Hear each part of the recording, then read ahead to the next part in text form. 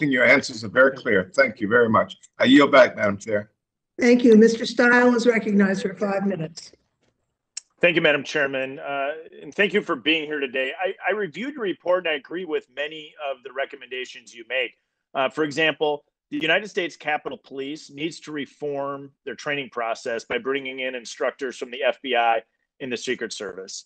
And importantly, there needs to be a cultural shift inside the Capitol Police itself. The U.S. Capitol Police, I agree with you, needs to no longer see itself as a traditional police force, but instead to view themselves as a protective agencies. And these are the areas of the report that I agree with you. However, after reading the report, I also have a series of questions. And I have significant concerns that many of the proposed changes that have been recommended in the past have actually been failed to be implemented. And so if I can, let me just dive in with a couple of questions. In March of 2016, your office produced a report called the Evaluation of the United States Capitol Police Division of Intelligence and Information Analysis. And in that report, you provided 6 recommendations that would establish adequate internal controls and processes for the intelligence division. Did U.S. Capitol Police implement those recommendations? Well, that's our report. These are the recommendations we asked them to implement or consider whether they agree with them.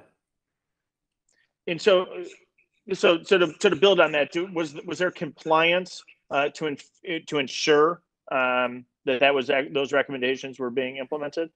Well, that's why we do from time to time to go back and do what we call a follow-up, which occurred, I believe, it was 2019. We did a follow-up on the very same thing.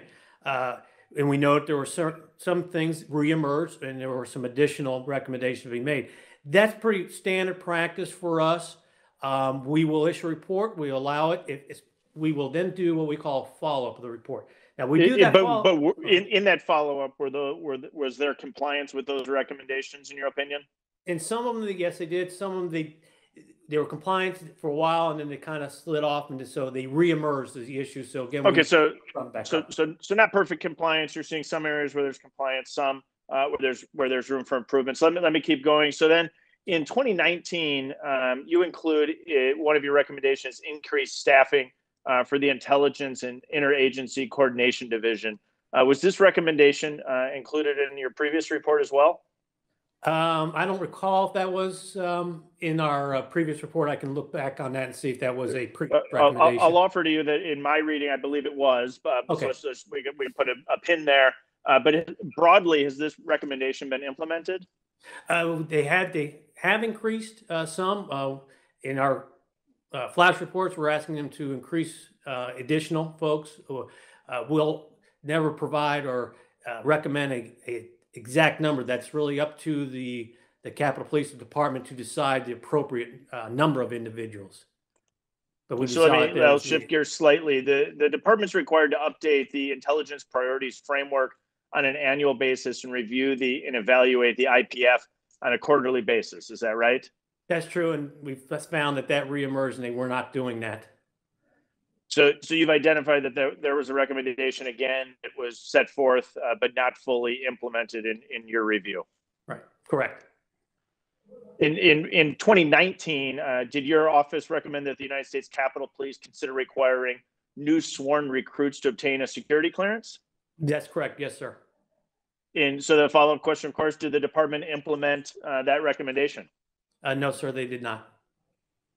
And did you include that recommendation again in your first flash report? Yes, sir, we did. So am I right to say that the department failed to maintain implementation of the OIG intelligence recommendations, even though they were made multiple times? That would be correct, sir. Yes, sir. So let me summarize what I'm finding here today in the opening round of questions.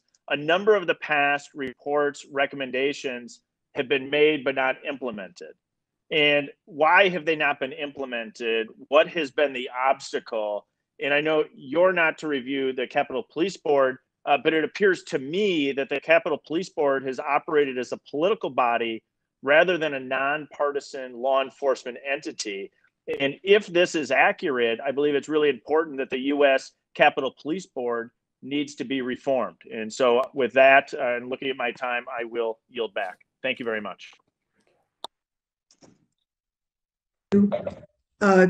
Congresswoman Leisure Fernandez